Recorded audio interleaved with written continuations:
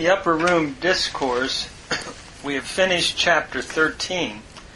Now we come to chapter 14, where Jesus will explain that He is the way to the Father. It begins in 14 verse 1. Me tarasesto humon he cardia, pistuete eis tan thean, kai eis ame pistuete. Let not your heart be troubled. You are believing in God, believe in me. Notice taras sesto is a present passive imperative from the root tarasso. When we think of the luo paradigm of the present, middle, or passive or imperative, it's, remember, luesto,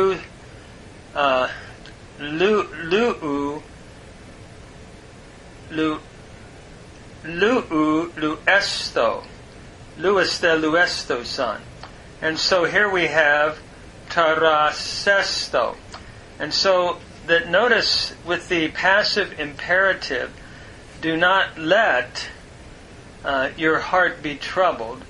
May puts it in the negative, and with the may here preceding, the may negative particle preceding the passive imperative, we could almost really translate it, stop letting your heart be troubled.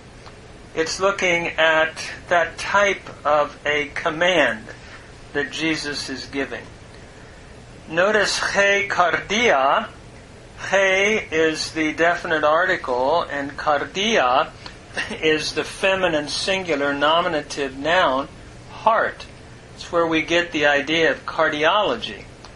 So let not the heart of you, humon, is the genitive plural, second person pronoun.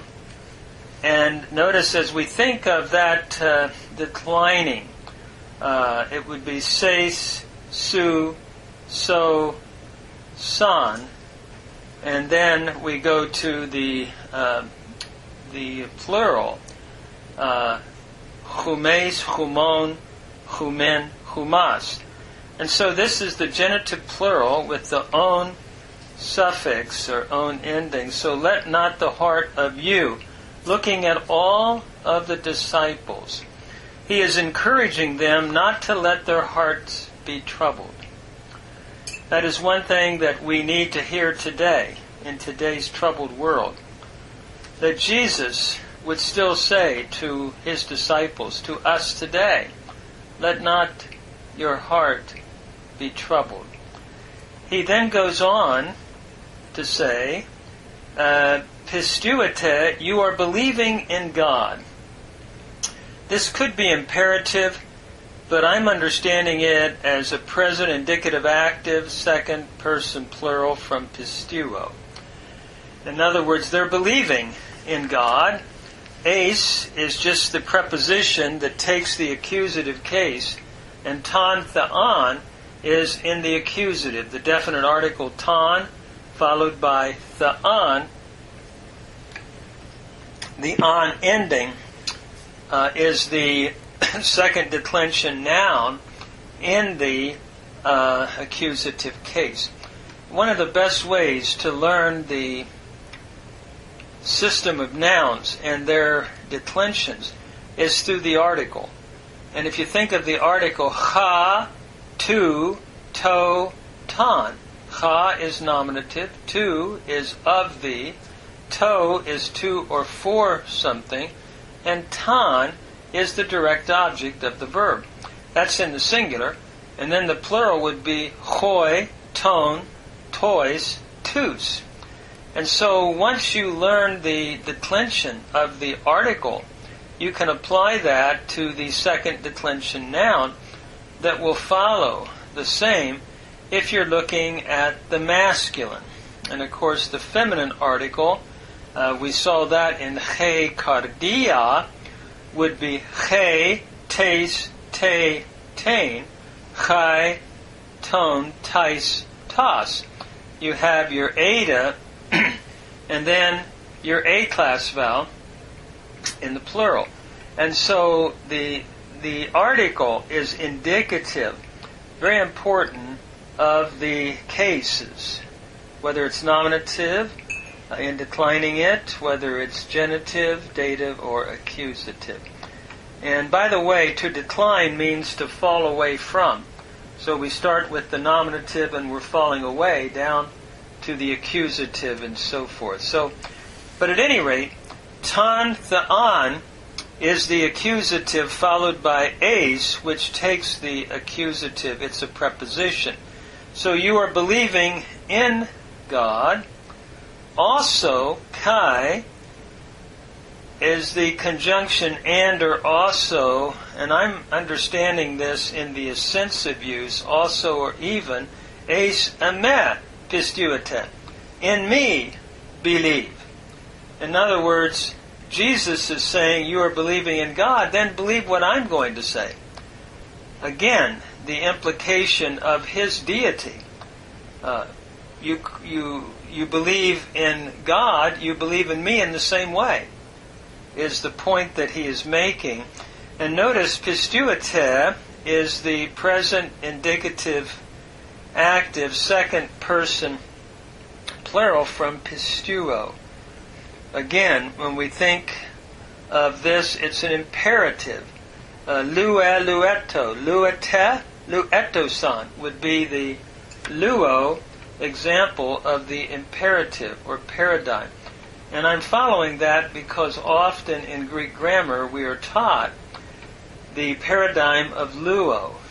You'll find it in the back of Machen and other Greek works will list the luo in the back. Sometimes you can even get a luo chart.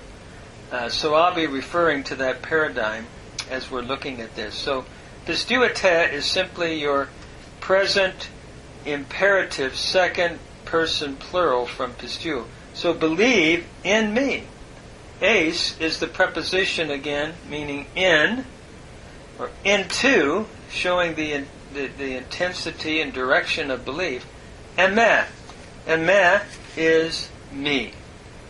Ego, amu, amoy, emet is the way we would decline the first personal pronoun, I, of me, to me, or me. And so emet here is the accusative. And so believe in me. Notice Jesus wants to encourage their hearts. He doesn't want their hearts troubled. And they can rest in Him just as assuredly as they are resting in God the Father.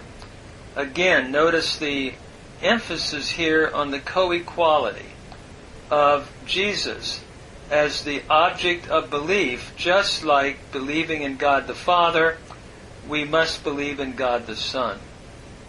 And so we're not to be troubled, but hear what he is going to say.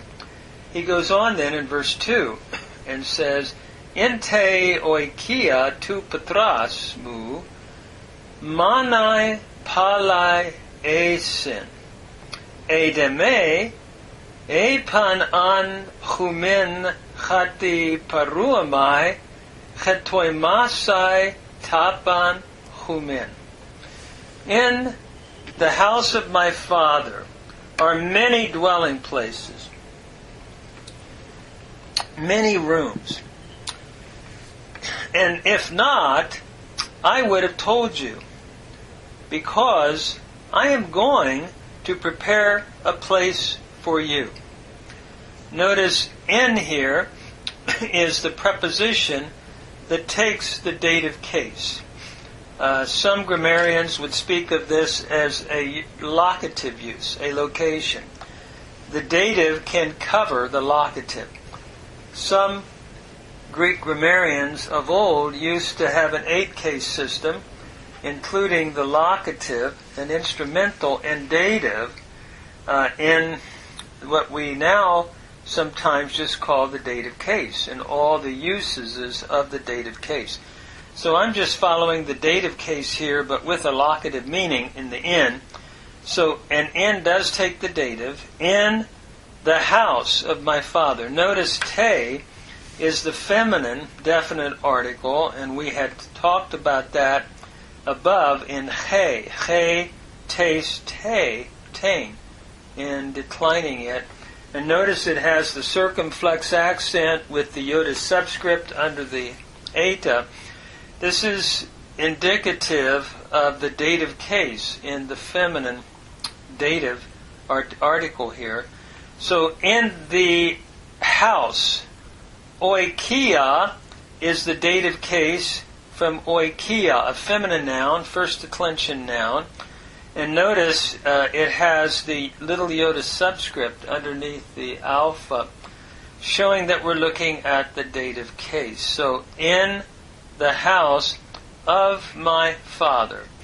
Notice tu is the definite article for the genitive, ha tu, and so forth. So in the house of, patras is also the genitive case. The noun is pater, patras, and so forth, patri. And so the genitive changes to from pater to patras with the tau and the ro, and then the as ending. So, in the house of the father of me. Notice mu is what we call an enclitic use of the first person personal pronoun. And there, again, we have ego, a mu, a moi, a me, and sometimes, if it's not enclitic, you would have the epsilon before. But by enclitic, we mean it clings to patras, the noun preceding it.